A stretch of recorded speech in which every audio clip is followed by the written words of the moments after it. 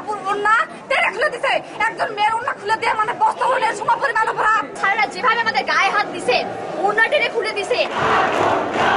শিক্ষার সর্বোচ্চ প্রাতিষ্ঠানিক স্তর বিশ্ববিদ্যালয়, সেখানে যখন শিক্ষার্থীদের প্রতিবাদের এসর, জ্ঞানের আলো তখন নিরর্থক। মাহফুজুর রশিদ ফেরদৌস, আহসানুল্লাহ বিজ্ঞান ও প্রযুক্তি বিশ্ববিদ্যালয়ের তড়িৎ কৌশল বিভাগের সহযোগী অধ্যাপক। তার বিরুদ্ধে অভিযোগ বিভাগীয় শিক্ষার্থীকে যৌন হয়রানির। একাধিকবার অভিযোগ করার পরও বহাল তবিয়তেই ছিলেন কর্মক্ষেত্রে। গর্জে উঠেছিল শিক্ষার্থীরা, পোস্টার, ব্যানার আর স্লোগানে কম্পিত হয়েছিল পুরো ক্যাম্পাস। আর এই প্রতিবাদেই হয়েছিল প্রতিকার। চাকরিচ্যুত হয়ে বর্তমানে তিনি রয়েছেন কারাগারে। আমরা যখন বুঝতে পারলাম যে এই ব্যাপারে সে জড়িত, তখন ইউনিভার্সিটির নির্দিষ্ট রুলে তাকে এখান থেকে টার্মিনেশন করে দেওয়া হয়েছে।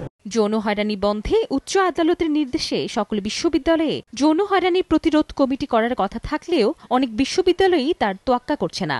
যাও বা আছে, কার্যকারিতার অভাবে অধিকাংশ ক্ষেত্রেই নামমাত্র কাগজে কমিটিতে পরিণত হয়েছে এগুলো।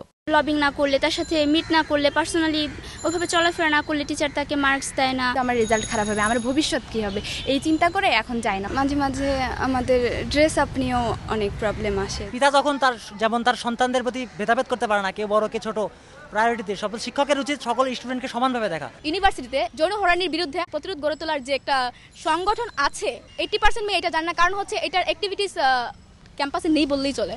ইউএন উইমেনের সবশেষ জরিপ অনুযায়ী বিশ্ববিদ্যালয় জীবনে 76% শিক্ষার্থী কোনো না কোনোভাবে যৌন হয়রানির শিকার হন। জরিপে বিশাল এ অংশের কথা বলা হলেও এর ছিটে ফোটার হিসেবও জানেন না বিশ্ববিদ্যালয় প্রশাসন। তাই কমিটি গঠনের পর থেকে কতটি অভিযোগ জমা পড়েছে এই বিষয়ের কোনো সঠিক উত্তর নেই তাদের কাছে। এত গাফিলতির পরও বিশ্ববিদ্যালয়গুলোতে হস্তক্ষেপ করতে আপত্তি বিশ্ববিদ্যালয় মঞ্জুরি কমিশনের। যেখানটাই ছাত্রী ইনভলভড, সঙ্গে শিক্ষক, প্রচারণাটা কিভাবে করা হবে যে তোমাদের হলেই তোমরা এখানে চলে আসো?